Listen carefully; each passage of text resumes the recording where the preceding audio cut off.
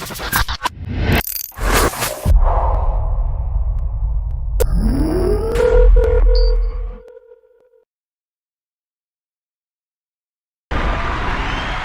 to the Inphamus Hour Live. I'm your host, the infamous Amadeuz. Shout out to our loyal fan base tapping in right now, facebook.com/BoomBapNation. If you're watching on my IG as well, at the infamous Amadeuz, you are not confused. This is a live production. It's going down. We're in the future. And of course, the Inphamus Hour is officially sponsored by 97 Piff, the first ever fully organic can of butter infused with haze and hydro. We don't really like the za over here. We're from the Bronx. We like the old school chronic, okay? And of course, I have my co-host with the most, who has the dope SiriusXM, the new SiriusXM logo with the Pandora. We're going to talk about that. Rock the Bell's own Grandmaster Caz every single day outside. Shade 45 as well. Tone Viera, what's up? Hey, man, listen, I'm just glad to be here. I feel like today we are going to make history with this guest. Inf, shout out to you, bro. I love that you bring this all together. And, shout out to everybody who's tuned into the Inphamus Hour right now. Definitely. When we started this journey, Tone, we wanted to create the total picture historically of what hip hop is, right? Because we only get bits and pieces. Obviously, we grew up in the 90s. Tone, you was kind of outside in the 2000s, but there was a hip hop culture previous to this, 80s, 70s.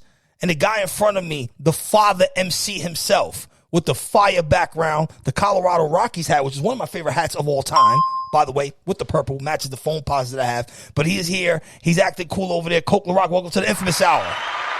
Thank you. It's a pleasure. It's a pleasure when people acknowledge me on the level of who I am and where I've been and how I traveled. But once again, they try to erase Kool Herc.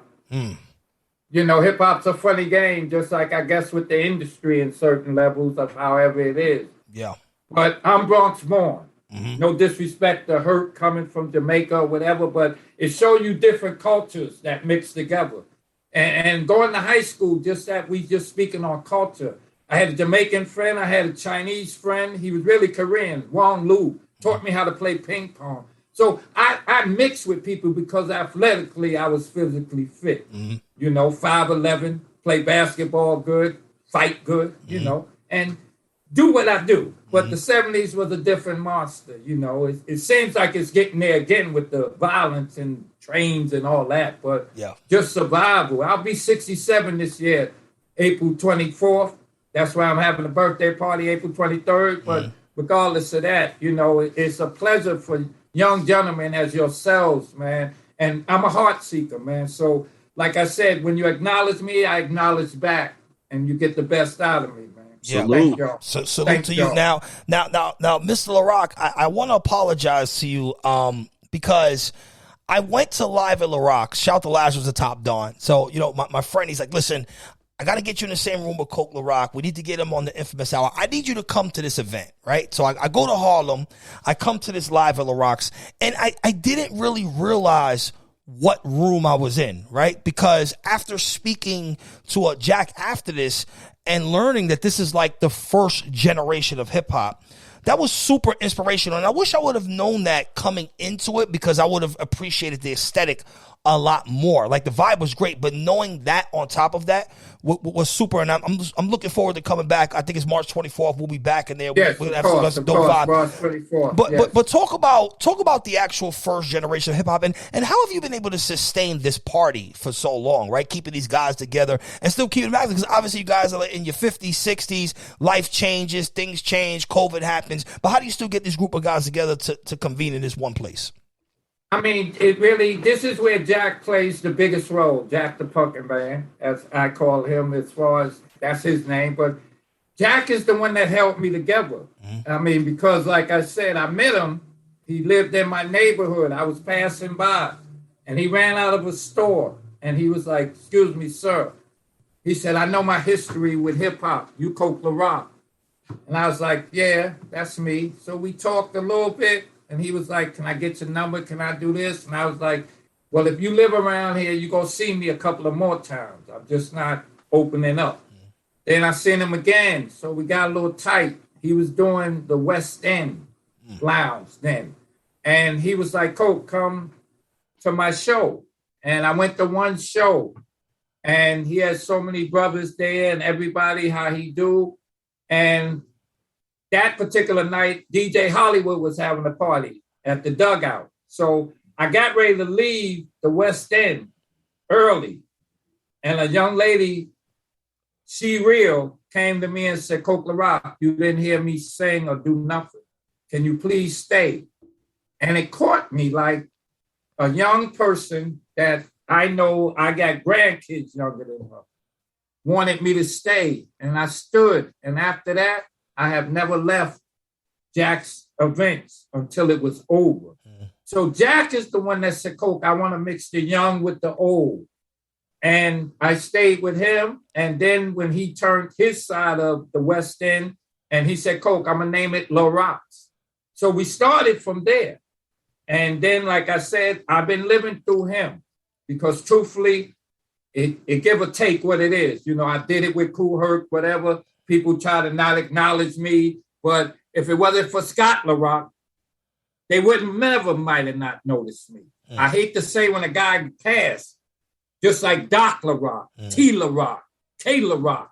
Where these little rocks come from? Yeah, if I wasn't that cat, you mean Jack in the name? You mean Jack in the name, right? Jack in the Rock name. Okay. You know what I'm saying? So once again, like I stopped before it became hip hop. I stopped before any of these hip hop guys became who they was. Herc and us had a good 5-year run before guys could even walk the walk we're walking. That's why I say no disrespect to the people. This is why that other side of hip hop, like is street and is hip hop. I would consider myself street, but I'm not a street cat where I lived in the street. I was taught the street, you know, so that came together. The same way with my name, Kool Herc. That came from a cannabis dream going to Mexico. So once again, you know, the level of playing and talking and doing, I just hyped my crew up. You know, that's how hip hop really started. I was in a room. Nobody knew I was in a room. I'm selling nickel bags. Not that I was trying to be a drug dealer, but I'm just saying in general, you know, I'm selling nickel bags. I'm in there. So I'm giving my crew cars and money, and none of us got none of that. We too young to have any of that. I used to tell guys, yo, you double park my car. You know, you double park my Lincoln. Go move your car. And the ladies be like, ooh, they got cars. We're like 16, 15. Who got a car and money?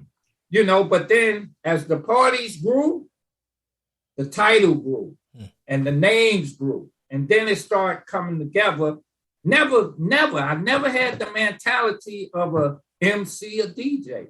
Because growing up in the 70s, man, it was about, you know, Nicky Barnes and them. It was about dressing. Like I said, I was a G-Money man, like I said again. I'm the first G-Money man in this hip-hop game, if you really want to talk. That's what I'm talking about.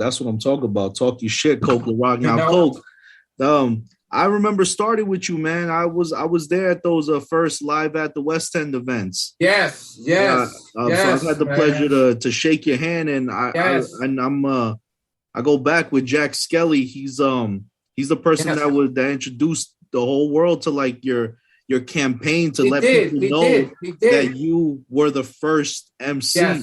So I got put on to you by him. So I appreciate him for that. Now, I saw recently there was a Rock the Bells event at 1520 Cedric, and you were there. Kool Herc was there. You guys are on good terms now, aren't you? And we never really was on bad terms. I'm just saying, I don't like in a sense, like I said, we came through the phase of hip hop, but like I just said again, I have always been in the Bronx. I've always Bronx born. You know, it's just that we were so-called partners, whatever, but like coming into the fame of them acknowledging him, I didn't see Kool Herc there, bro. And that's the only other part I don't have a problem with it, you know, because I see now in life, God took me and held me back from being there right with him. But once again, man, if Herc came out of 1520, man, and I was in that same room, and he's considered the father of hip hop, then how guys didn't acknowledge me? But I see that jealous and envy with a lot of cats, which meant nothing to me, man, because I'm saying maybe in the hip hop at the beginning, before it was what it was, I was who I was streetwise. You understand? So I knew the guys getting money in the street. I knew the Nicky Barnes. I knew the Guy Fishers. I knew the cats getting on the block, as we say.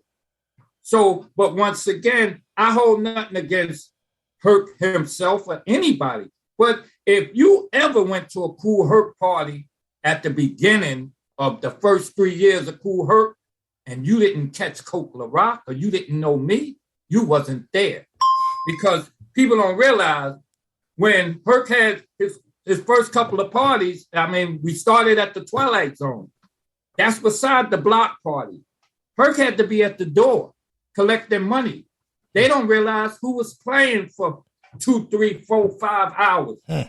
When you came to a bunch of them first parties, you heard Kool Herc, but I didn't even have a name then.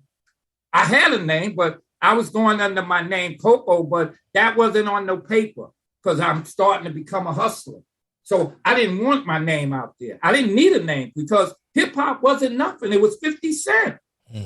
So it wasn't nothing to say like, yo, I'm playing music. If you thought a cat was playing music, he had to be a chump or something, man. He making 50 Cent.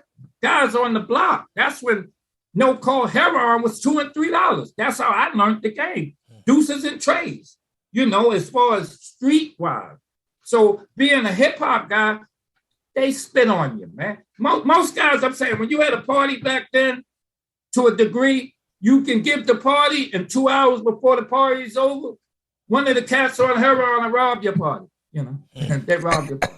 That's what that went. They ain't telling the real story. They robbed your party. Yeah. The older guys took your little party money. Yeah. And that's how it went.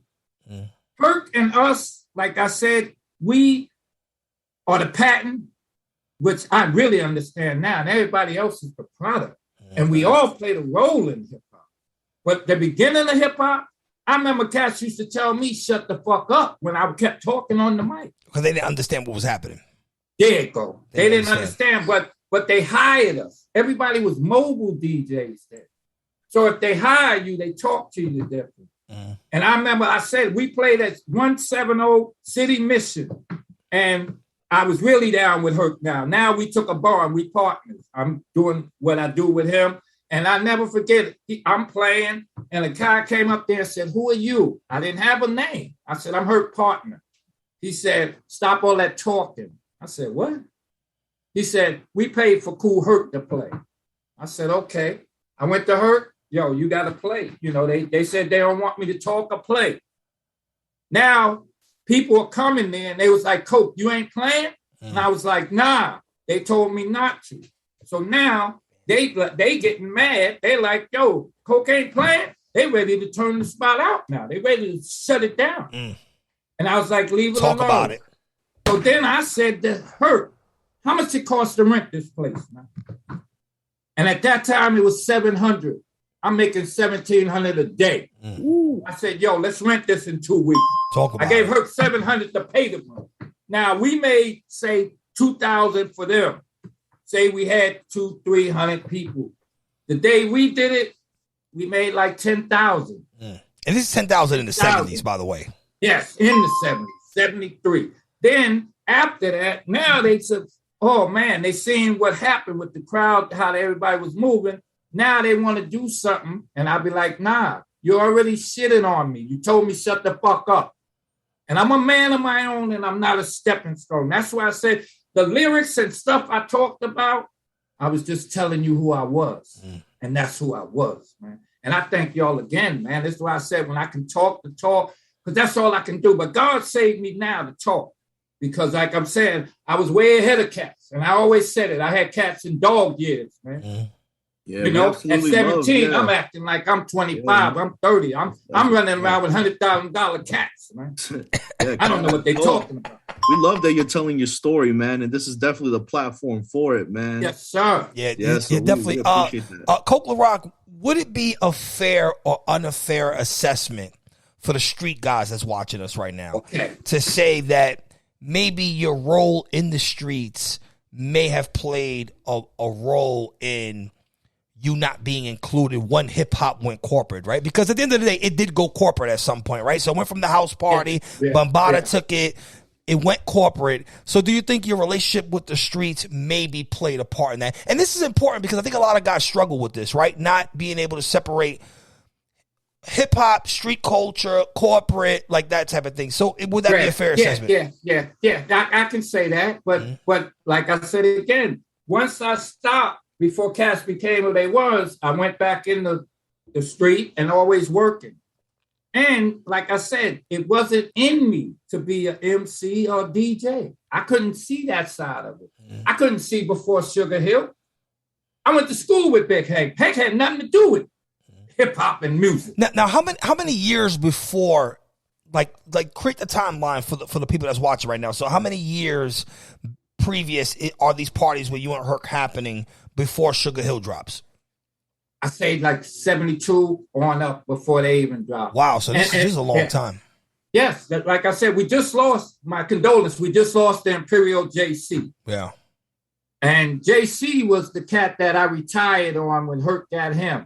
The first cat Herc picked up was Timmy Tim. They never speak of him, that passed away. Then the original Clark Kent. And then it was Timmy Tim and Clark Kent. Because at the same time, the show cats, we was ahead of our game. We was playing in an after-hour spot. At the same time back then from the Hevelo. The Hevelo is the club when I came Coke LaRock. That's when I took my name on and became Coke LaRock. At the Hevelo. But then at the same time after the Hevelo, we leave the Hevelo 4 o'clock, 4:30, we was at a spot called the Top of the Lane. Not the Hilltop. That's the bootleg after-hour spot. The Top of the Lane was where G-Money was, and you cats was coming in there with 100,000. This is where I met Big Smitty, Nicky Barnes' bodyguard, and that's in the American Gangster. I met him playing for him on his birthday party. And like I said, you mean the movie with Denzel, American Gangster? Yes, sir. Major key alert tone. Big Smitty was the biggest cat in there. Major key alert. There it is. You know what I'm saying? So once again, I was playing in the after-hour spot from 4:30 to 3 in the afternoon. So again, I mean, you had fish bowls full of shit. You know, you had women. That's where you come in Friday and leave out Monday morning. Let's go. And because there ain't no windows, we all know. So that. we can't go anywhere right now in 2022 and go Friday and leave on Monday. There we go, sir. There we go. The sun hurt your eye. Yo, Coke, you was recently featured on K's Slay song. Yes, man. Tell me about that whole experience. Now, Kate, I got to give all praise. This is why I said even when they inducted me into the Museum of Washington, D.C., Geechee Dan, K. Slate and Geechee Dan, but K. Slate, the love that he gave me, man, and he put me, even before the 110, he put me in one of his promos where I forgot the particular thing he did where the guy came to Cedric.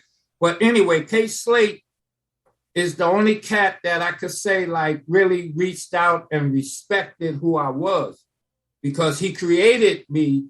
And like he said, with the 110 and a couple of other things, like guys was trying to blackball him to touch me. He had to go through about 10, 15 people to get my number. I was never hiding. I never went to jail. I ain't had to hide. I've been in the Bronx all my life. You understand what I'm saying? But I'm the chosen few. But K. Slate himself, man, he wrote the lyrics for me to do that. He put everything together. And cats don't really know, like, he showed the love with paying me. Other cats, I could say it now, and I'm going to say it. Kate paid me every time he called me. He paid me like I'm like a cat's supposed to do. And other cats out here think I'm out here with a cup in my hand, a monkey, a grinder. Yo, but forget that. But Kate been there with me. I'm on the 200. Hopefully he get well and everything's great with him. Oh, so you're on the 200 MC joint. Yes, I'm on the 200 with him. Hopefully everything better. Come back together. But K. Slate is that guy. After my interview with him, when I did the interview with him, you see how he put the pieces together. He put 116th Street. He put He put AJ Lester's, he put how I dressed.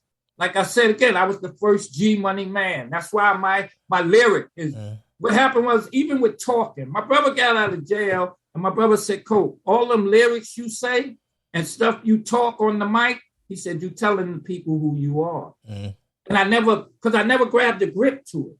You know, I really never grabbed the grip to it. I just react. I ain't never write nothing down. I don't premeditate nothing when it comes to hip hop or writing or anything. It just come off me like, now I'm going to talk what I talk. That's why sometimes I can't talk. You know, that's why I have to ask, can I say this? Can I say that? But you can say whatever the fuck you want here on the Inphamus Hour. We talk that shit. Boom Bap Nation. I'm a man of my own. Like I said, it'll never leave me, man. Yeah. That's why I tell you, when I say my line, I'm the first G Money man. I kept a year better, any type of weather, cold or hot, rain or not. Born in an orphan, fought like a slave, fucking and fighting is all Kool Herc played. Because if a freak is a nigga, that's the freak you see. I guess before she go, they be on the bow. As long as the music not stopping, the rocks are dropping, the champagne is flowing, the freaks will be going. Hotel, motel, you don't tell, we don't tell. One time. Let's go. Kool Herc in the building. This is the Inphamus Hour. I'm your host, the Inphamus Amadeuz. Every single Thursday here on Boom Bap Nation, the legendary Kool Herc's here.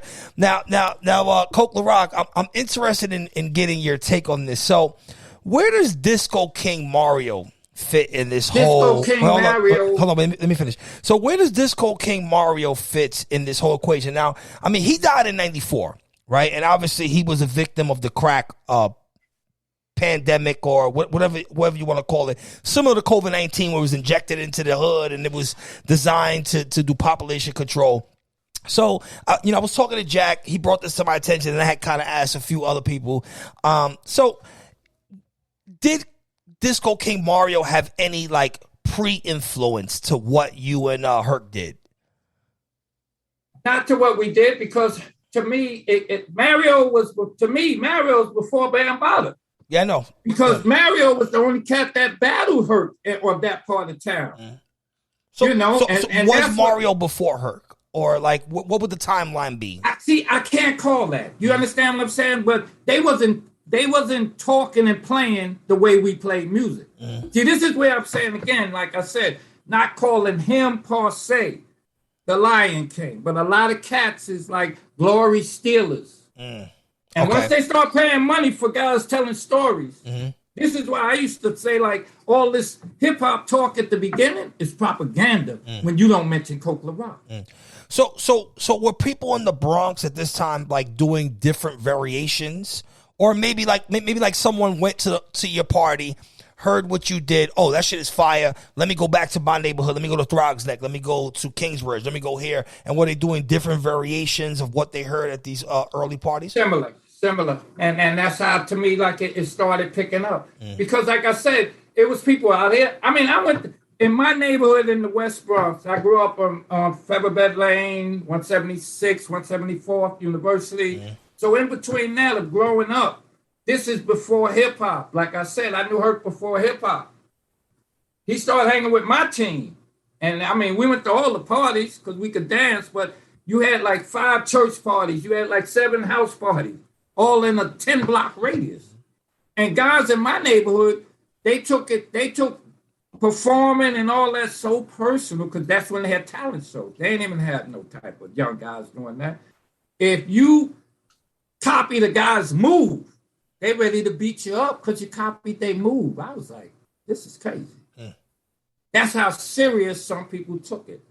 But once again, when it come to me and Herc, as far as establishing how we got together and he did what he did and the side of hip hop I put into it, it just gelled. And like I said, to me, a Kool Herc production, once that started, we went to one party, we'll take 50 people out of your party and they become a Herculoid, as they call them. And I was never a Herculoid because I was Herc's partner. I wasn't his record carrier. I wasn't his henchman. I was none of that. We was people and we grew together, but we had a bond because Bronx Born, that's what we got, man. I love you. The Herculoids movement wasn't an actual like group. It was like kind of people that were following you into parties, correct? No, the Herculoids came to me after the Imperial JC. Then everybody that got along with Herc or Herc put in, like Pebbly Pooh and different people and people that he was snatching up because I stopped. See, this is what I said. I can't talk on what I don't know after me. But they was Herculoid because, like I said, we all had names. It was Kool Herc, Kool Herc, Timmy Tim, and Clark Kent. That was the foundation of what we was doing. The original when Clark the Imperial JC came on, then it became Herculoids. You know, and from there after, like I can't talk on after. But I like I said, I wasn't traveling hip hop, you know, because when scratching first came, just like the Imperial JC was the fastest little guy scratching, and me, I'm an older guy. I'm in the things where that scratching was like scratching a chalkboard. I'm like, they ain't dancing. I didn't understand it. That's why I knew it was time for me to leave, man. Because I didn't understand it, man. And then I didn't want to murder nobody trying to rob us.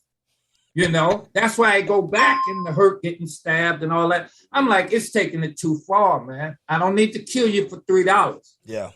I'm getting $1,700 a day. Well, I need to do anything with you for $3. But it's time, you know, and like I said, God held me back. I'm saying I was before my time, man. You know, and then when I got into, you know, the side of drugs and things like that, I was way ahead of myself. So I wouldn't have been here. I'd have been the John Belushi. I'd have been robbed, dead, or OD. One of the other, man. And I wasn't on heroin. You know, so I seen they held me, man. I just didn't like how cats that know and lie like I was at Kool Herc's first party, or I'm this, I'm that. Man, I fought for the right for cats to talk on that mic, man. When I said, that's why when it became a Kool Herc production, I said what I wanted to say, man. You couldn't stop me, man. And no talking. See, I don't want to seem like a killer, a gangster, all that. When cats had zip guns with rubber bands, I had a 38, a 37, a 45, and a 12 gauge. Ain't nobody coming at me with no Band-Aids or no stick, man. You know, and then I was real. Like I said, I didn't talk a lot. I didn't brag or nothing, man. It was about getting money. At the top of my game, I was getting $30,000 a week. Cats know that. They know they get drawn. Then I'm at Ali. You know, what are they talking about? What are they really talking about when it comes to getting this money? It's the same game, new name, faster pace. You know, like now, you got billionaires. Yeah, same thing. Same thing. Feel me? For the past year, I've been working with Rock the Bells, and let me tell you, talking to the OGs there, your name gets brought up a lot.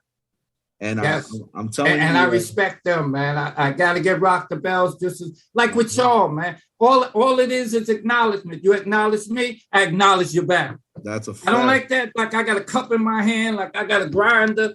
Come on, man. I'm not into that, man. I'm not. I still work a 9 to 5. I'm getting ready to retire in 4 more months, man. Oh, man, round applause. That's why I come on to the party, man. Got to come to the birthday party. I'm coming. And the 24th. I'm pulling up. We gonna do what we do, man. So recently we were at a listening party for Conway the Machine. He's one of these artists off Griselda Records.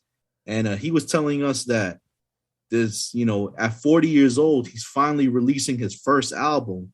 That inspired me, but Cole, I gotta ask you. I know you're working with Jack Skelly, and I know he's a skilled lyricist. Is there any chance we're gonna see like a joint project from you two guys? Yeah, we go. Jack's been asking me to do it for a long time, but you know, I'm cannabis all the way since 17, so it's hard for me to hold on to a lyric or something for too long in my head. You know, so, you know, my MC Happy put me on something, but me and Jack will do something. I got to do it before I go, you know, but Jack's I always seen it in him.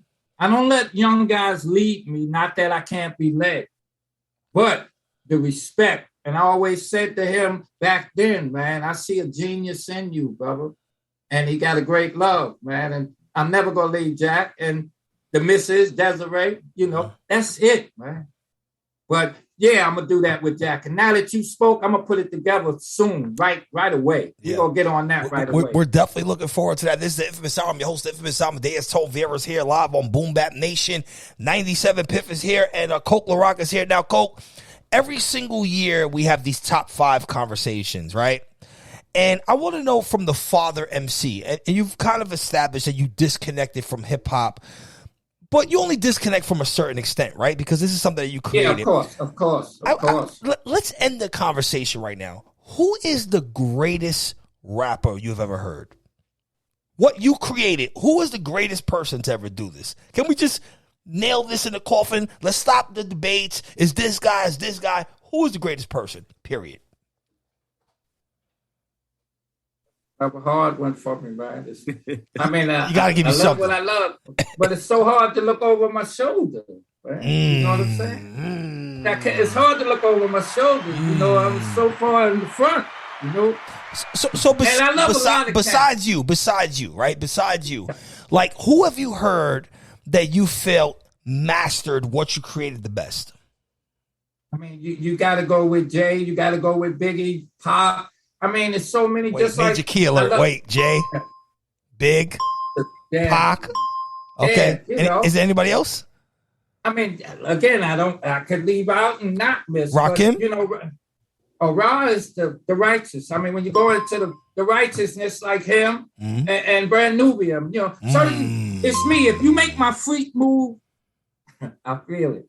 But hip hop's the good, the bad, and the ugly. You know what I'm saying? You got all versions of it, man. You know, I can't say nothing against no hip hop, man, because I'm the father of hip hop. You know, it's in my heart. Just like every time a hip hop god passed away, like when Scott LaRock passed, I cried. Doc LaRock, because they like my children, and my mother always said, "Don't go before me," and that's a sad thing, man. You know, by me being the way I am now in age, man, like.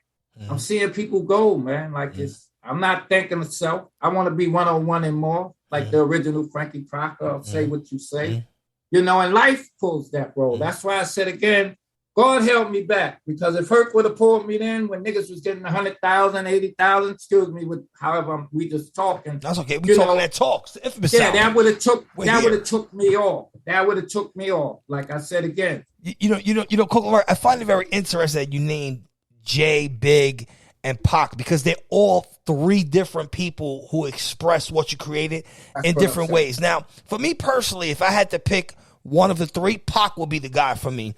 And Pac will be the guy more based on feeling, right? Because it goes back to what you actually created, right? It's like people are in a party. It's the feeling of the whole thing. It's like whatever niggas is doing, they rocking out.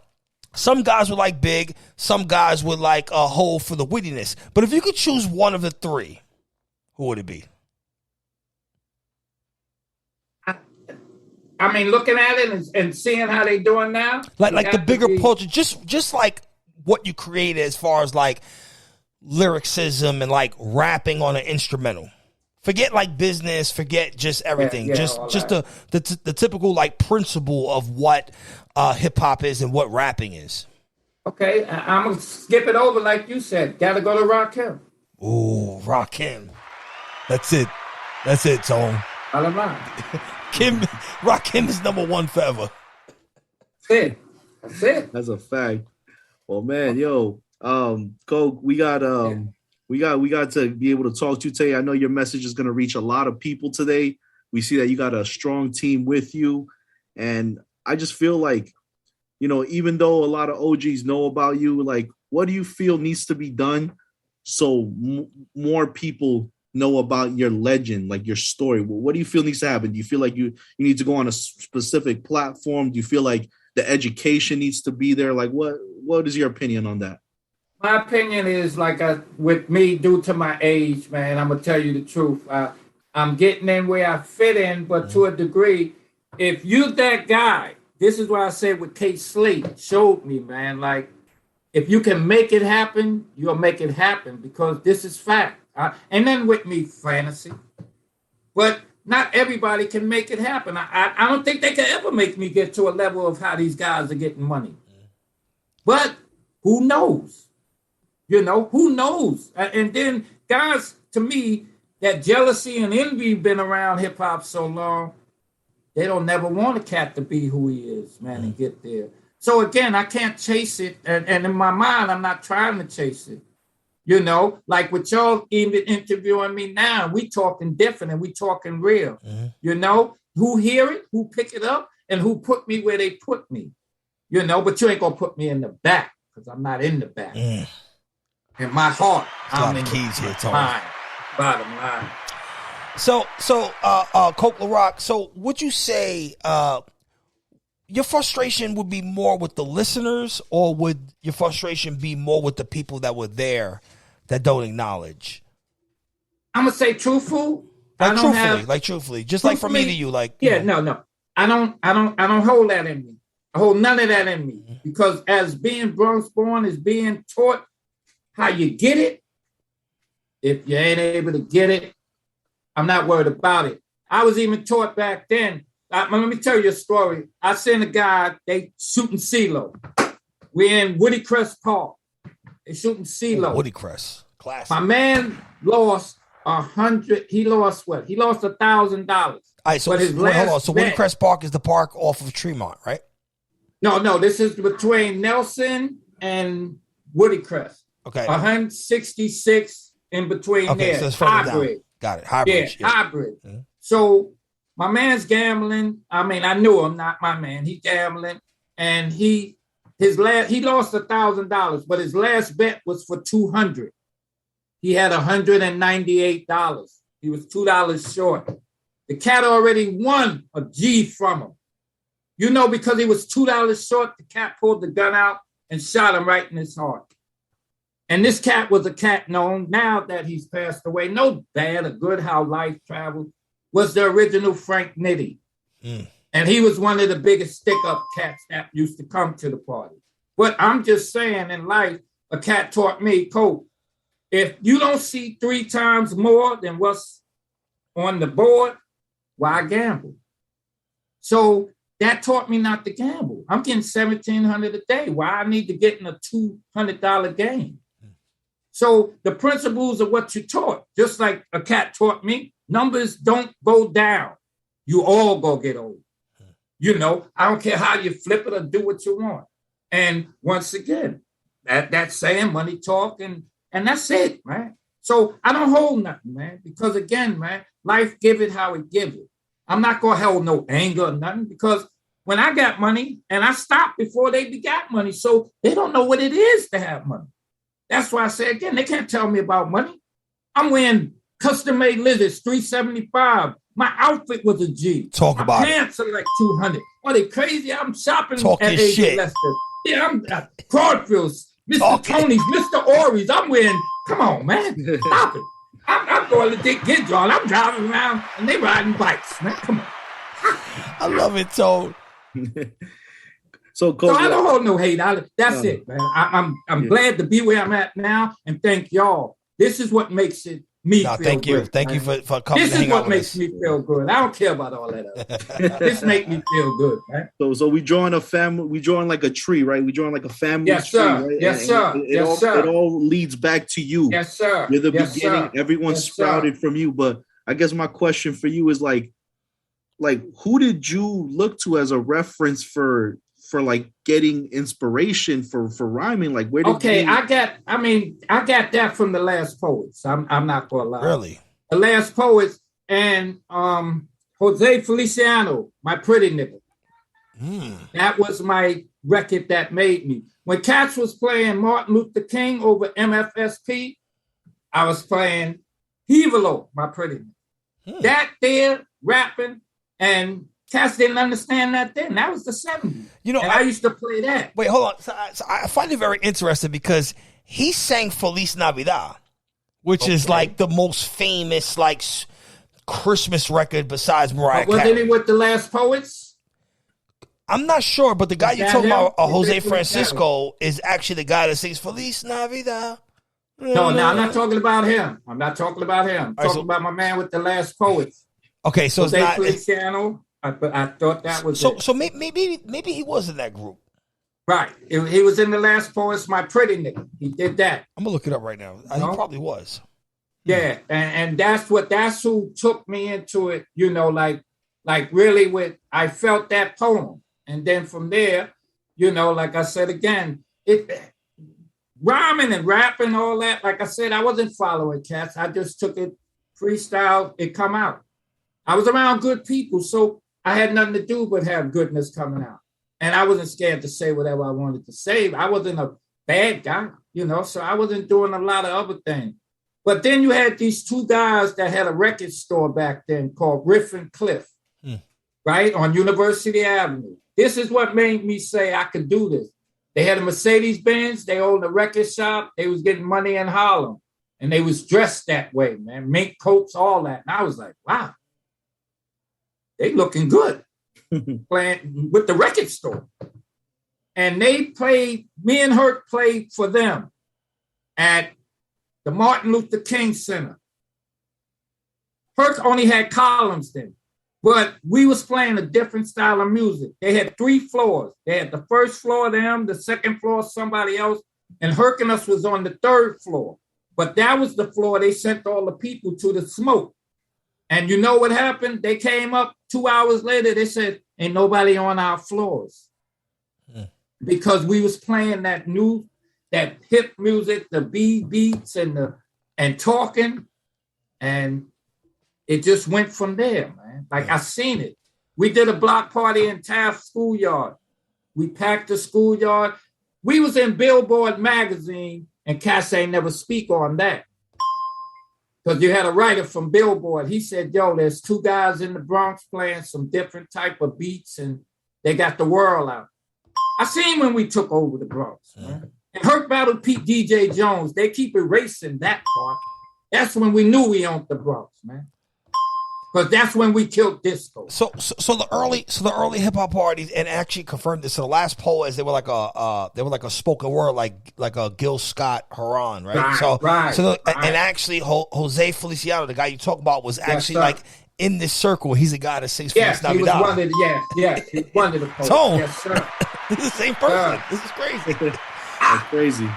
And this is why I'm enjoying this conversation, because there's so much history that I didn't even know. I didn't even know that influence goes so deep. But then again, I'm 67. I'll be 67. My son is 40 and change, man. My daughter's 39. So again, man, I'm not with the wheelchair. Y'all don't see me with, no dribbles in That's my mouth. That's a 97 Piff. Yeah, you know what I'm saying? Come on, man. Folk, I gotta hear it, man. What was the first rhyme you ever spit? That was it. I told you, if a freak is unique. That's what I called it. If a freak is unique. And before you go, freak be on the bowl. That's why I said I am the first G Money man. That was my first thing saying. And I had other ones, there's not a man that can't be thrown, a horse that can't be rolled, a bull that can't be stopped. There's not a disco that I, Kool Herc, can't rock. Little tits and tats, but my main focus was calling guys' names out. Like I gave cats their names, a lot of cats had the names, the twins, El Dorado, Mike, Skip from the Joint, Norm Rockwell, Charlie Rock. I gave cats names, and they held that name. And then it even got to where cats was trying to pay me to call their name out, But that was under the table, That's why I used to say certain things. Right? So this is super dope. So besides, because obviously you got honored in the High Times Countercultural Hall of Fame, which that was about 2010. So that was about 2010. 12 years ago. Where would you like to see you enshrined beyond? Because hip hop has changed so much, even to the point where it's like, I have 4 teenagers in my house, right? So they're tapped into Big, they're tapped into Pac, but beyond that, it's like Rakim, who, KRS, who. So what would you like to see happen, especially with the new hip hop museum happening in the Bronx? I mean, to me, once again, I would love myself in. Like I said, I don't hold nothing against what ain't given or what's being taught, right? But once again, it's to me, like I said, a lot of it, it's propaganda, but everybody's grabbing on to what they grab on. But me, myself, I feel I'm in the front, I again, if you want to put me way in the back, you put me back there, but I'm not standing in that line. You know how cats got beat up jumping the lunch line. Come on.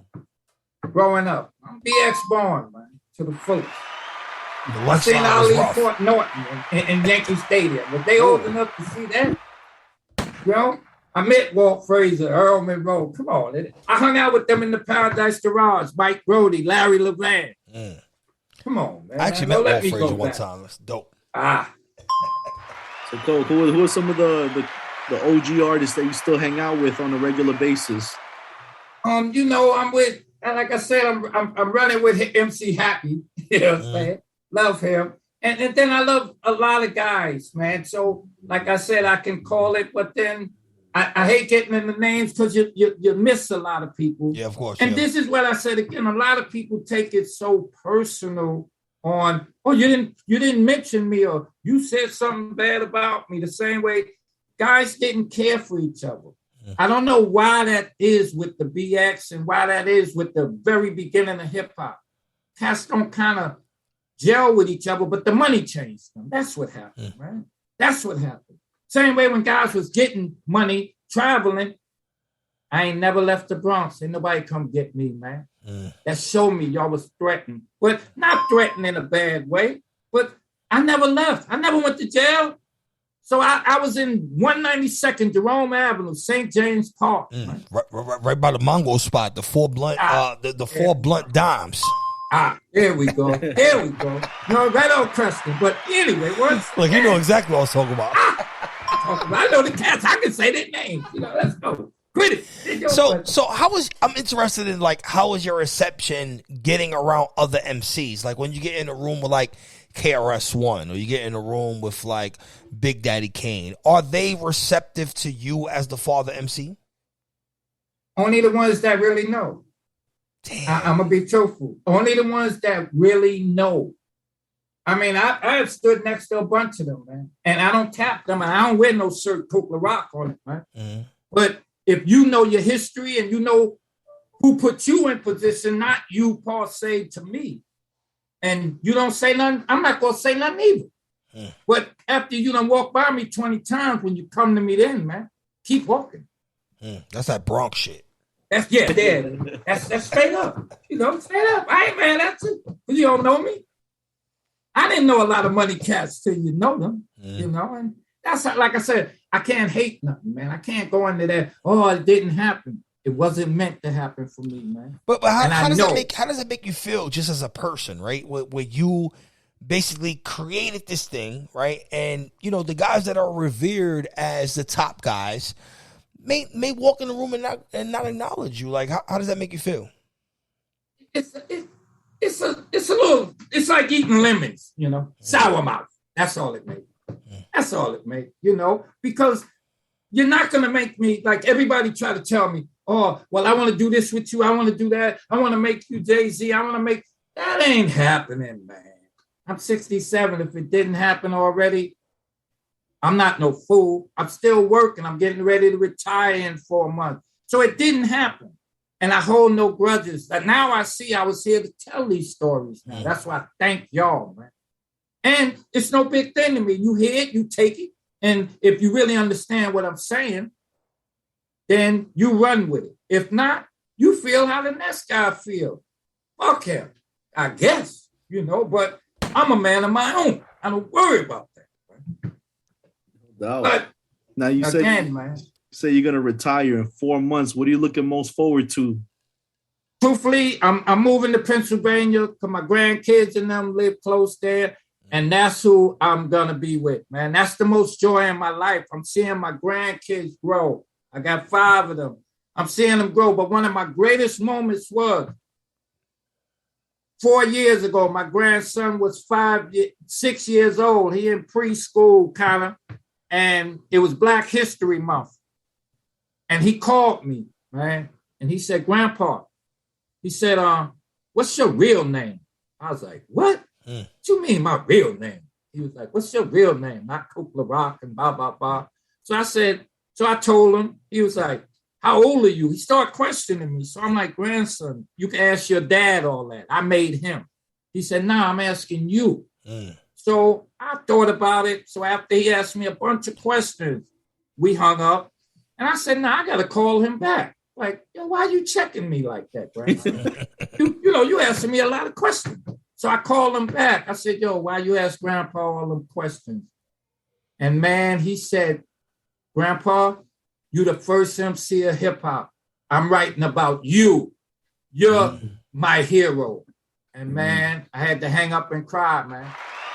I don't need no acknowledgement from nobody. Wow. My grandson, 6 years old, man, acknowledged me and wrote a book report. And when I went to school to pick him up, the whole school was clapping. They was like, "You're famous. You're famous." That was it, man. I don't need no approval by nobody, man. Yeah. And that's how I feel with that, man. The best validation. That's super validation. Once again, was. you're watching the Inphamus Hour. I'm your host, Inphamus Hour. Dance Tone Viera's here. The father MC himself, Kool Herc, is in the building telling us some amazing stories. Now, before we wrap up, a few questions. How much do you think the Kool Herc incident where he got stabbed altered your place in hip-hop in general? It altered it only due to the fact that, like I said again, now it's time, like I said, accidentally, like I said, at this particular spot, we was playing. Did that push you away from hip-hop? Not to cut you off, but did that push you away? Yeah, it did, because of the fact, like, I knew now, like I said, I stepped away. I went home and came back. Normally, I'd have been there. And I stayed strapped. I would have murdered them. Key word.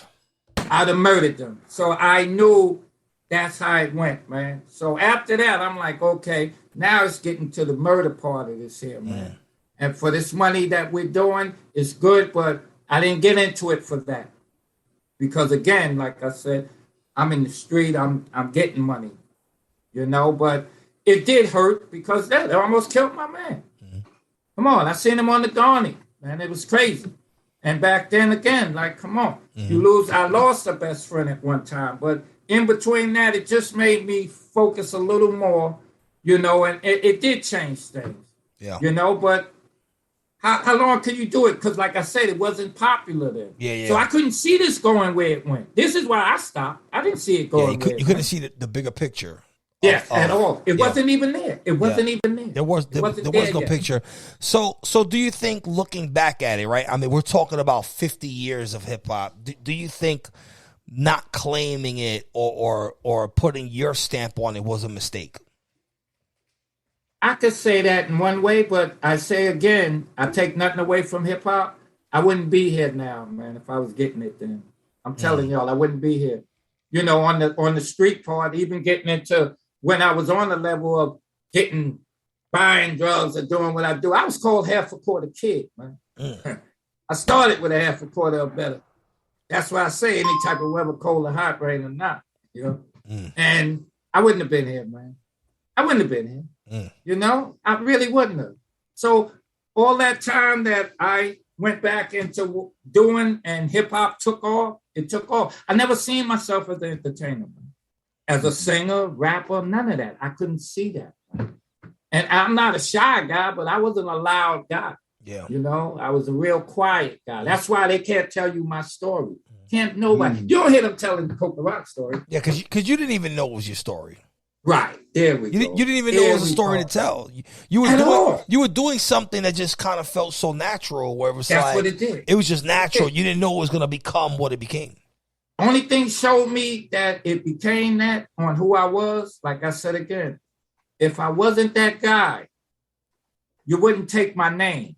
You don't see 20 Kool Hercs. You don't see 20 Grandmaster Flash. But you see 8, 9 LaRocks. There's still guys taking LaRock. And you ain't going to take Bozo if you ain't no clown. So why would you want to take LaRock? I had people ask me. The first guy that asked me, can he have my name, was a cat called Butchie LaRock. And I was like, what? What you mean you want LaRock? Go ahead. I don't care. I didn't take it personally. I named my son LaRock. His middle name is LaRock on his birth certificate. This is how up I was before it became hip hop. You know, so the enjoyment I got out of it then was great, right? You know, I was around good people. They just happened to be getting money. That's a fact. That's a fact. Kool Herc, last question from me. I find your life so interesting, and we're enjoying hearing your stories right now. I bet there's a lot of people that you're around who probably have no idea, like, this prestigious title that you have upon you. How do you feel about those people, and how do you feel when you're around them? Do you feel like you need to tell them, or do you just feel like you're just glad to just be able to serve some kind of function in their life. Yes, that's about it. Because I'm gonna tell you the truth. My daughter, she's 39. She didn't find out about Kool Herc and only in these last 2 years. Right? She asked her mother, "You never told me about Kool Herc," because I was dad at home. I wasn't Kool Herc at home. Kool Herc had nothing to do with home. Right? I'm dad. I took care of my family. I went to work like I still work. You know, as a man, 67, still working, man. You know, because that's the American way, right? You go to work, take care of your family, man. But as far as acknowledging, knowing me, I'm very pleased when you do, man. But I'm not going to wave a flag around, man. You know what I'm saying? Because I felt that time of me really getting paper or whatever, just the acknowledgement, look how far it go. Only certain people or however it go. But I take it as it come, man. Like yourself, thank you, man. I really thank y'all, man, for just respecting me and honoring me, man. This is what makes me feel good, man. Yeah, we appreciate Nothing else, brother. We Nothing appreciate else. it. Definitely. We appreciate it. Final two questions. What do you think was more important in your legacy? Creating, being the first MC, or creating the DJ MC combination? The DJ MC combination. Because you see a lot of DJs went to MCing, and now guys are MCing that. I never thought in life. I think Kid Capri MC. You know, at the Orchard Beach. Before we did this interview, I was kind of thinking of that. Like, what was actually more important? Like creating, like talking over the break beats, or creating the dynamic between the DJ and the MC? And I actually agree with you. I think that was the more important part. I agree. That's how I felt. Because like I said, I wasn't trying to be hurt. You know, once again, that's why I said in my round, I was never a stepping stone. You know, you got me. Just like I played ball. I play like I'm 6'7", I'm 5'11". You know, I had 3 assault charges running in the same year. My knuckle game was crazy. So once again, just growing up, you know what I'm saying? In the BS, you had the whole. You get beat up for jumping the lunch line. You know, let's go back to that era. You know, you get beat up for just looking at a guy over 30 seconds. Man, what guy, you're looking at me too long, man. You know, step on my new sneakers. You know, come on. Yeah. It's different. Super Bronx. And I guess the final question is, you know, when it's all said and done, like, what do you want the Kool Herc legacy to be? I just want it to be like, you know who I am. And once again, I don't think I was a bad cat. You know, I don't need nothing else, man. I don't need nothing else, man, to seek the glory off of that. Like I said, the title itself, I know inside myself, I am that first guy. Other than that, man, like I said again, we're not going to, this is what the problem be, because everybody got something to say. You know, I always found out you can please most of the people most of the time, but you can't please everybody. And once I learned that, I became happy with hip hop and all that. Because you try to please everybody, but you can't. And then you start getting psychological. The guy be like, oh, I ain't like what you did yesterday, or you fucked up, or you go ahead with all that, man. I'm a self-motivated person, man.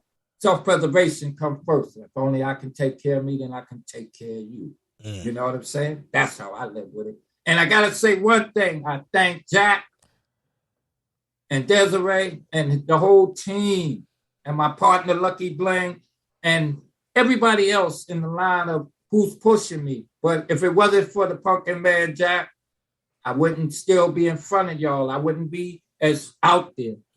I just want to leave a legacy with him to carry on what he do, because he got the greatest love from me. And I give it back. It ain't about money. That's done there. I'm doing it for the love now, man. And now I see this new era. I'm a number 2 pencil. I always think of Kool Herc as that number 2 pencil. You learn how to take a test off that. Number 2 pencil. That's Kool Herc, man. They don't even know what that's about. That's what you don't. You don't know what a pencil is about, man. That's right. Kool Herc here in the Inphamus Hour. This is the Inphamus Hour. I'm your host, the infamous Amadeuz, every single Thursday, 9 p.m. EST, 6 p.m. on the West. Boom Bap Nation, of course, on the Facebook. Shout out to the loyal fans of Boom Bap Nation. We are scanning the chat. Kool Herc, if they want to follow you, where can they follow you at? They can follow me, Coke LaRock, bookings, Coke LaRock, Instagram, live at LaRock's Instagram. I'm there. And I'm putting it out there. We got shows coming up the 24th. I got the birthday party April 23rd. And we're putting shows together. And me and Jack will get on the track. We should have the track by then, man. It's a wrap. We there. Told Viera they want to follow you. Where they follow you at? Yo, Tone.Viera on Instagram, man. That's Tone Viera all across the board, man. Hope y'all follow me, man. And remember to check me out on SiriusXM as well. 12 to 4, Shade 45, 10 to 1, Rock the Bells. I'm there all day, every day. That's right. And, of course, I'm the infamous Amadeuz, SiriusXM, Shade 45, every single Thursday, noon for the new joints and 3 p.m. for the throwbacks. And until next time, we don't got to stay COVID-19 free. They lifted the mask mandate in New York. That's it. And the vaccine mandate. But stay safe, stay positive. See you next time. This is Inphamus Hour.